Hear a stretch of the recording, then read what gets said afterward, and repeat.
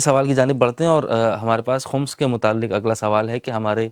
والد نے اپنی زمین، اپنی جائیداد اور اپنی تمام تر جو بھی پراپرٹی تھی ان تمام کا حصہ ہم تمام بہن بھائیوں میں برابر جو شریعت کا طریقہ کار بنتا ہے آیت اللہ سستانی کے نزدیک انہوں نے اسی اصول و ضوابط کا خیال رکھتے ہوئے اپنی وراثت کو تقسیم کیا۔ اب اس مال میں سے جو مجھے اپنے حصے کا ملا، میں نے اس مال میں سے ایک پلاٹ خریدا کہ جو نہ تعمیر تھا اور نہ ہی جو ہے وہ بالکل ہی بنجر تھا، بلکہ آدھا تعمیر ہوا ہوا تھا، بس اس میں باؤنڈری وال تھی اور ایک زمین کا حصہ میں نے خریدا۔ لیکن اب جب ایک سال گزر گیا اور خمس کی تاریخ آ چکی ہے، تو کیا اس وراثت میں جو میں نے سارے مال سے ایک زمین خرید لی تھی، اس زمین پر بھی خمس واجب ہوگا یا نہیں؟ اس کی وضاحت فرمائیے گا۔ زید صاحب اس کو ذرا دہرائیے، سوال ذرا لمبا ہو گیا ہے۔ اگر یہ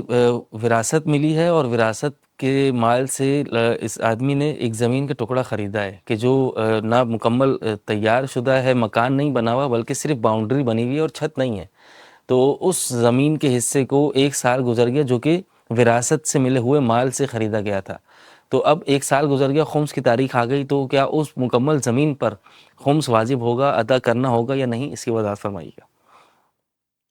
دیکھیے جی، ظاہراً تو میراث میں جو چیز بھی ملے اس میں خمس نہیں ہے، اور اسی سے جو چیز خریدیں گے ظاہراً اس میں بھی خمس نہیں ہے۔ صحیح۔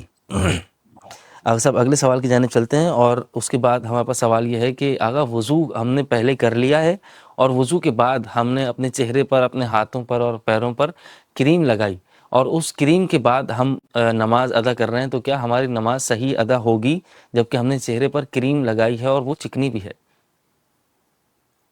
نہیں، کوئی حرج نہیں ہے جی، آپ سرسوں لگائیں، جو مرضی لگائیں، وہ وضو سے پہلے جو ہے نا، جو آپ کے اعضائے وضو ہیں، چہرہ ہے، دونوں بازو ہیں، سر کے بال یا نیچے جو ہے نا وہ جلد یا پاؤں، ان پر اتنی چکناہٹ نہ ہو کہ جو ہے نا وہ پانی چکناہٹ کے اوپر غالب نہ آئے۔ معمولی چکناہٹ میں بھی کوئی حرج نہیں، لیکن یعنی پہلے سے چکناہٹ نہیں ہے اور آپ وضو کر لیتے ہیں، اس کے بعد جتنا مرضی آپ کریم لگائیں، آئل لگائیں، کسی بھی قسم کا سرسوں آئل لگائیں یا کوئی اور آئل لگائیں، آئل لگانے سے یا خوشبو لگانے سے نماز باطل نہیں ہوتی، بلکہ زیادہ وہ مستحب ہے۔ سجدے گاہ سجدہ کرنے میں بھی کوئی مسئلہ نہیں ہوگا کریم کی وجہ سے؟ نہیں نہیں، کوئی کریم کی کوئی مسئلہ نہیں ہوتا جی،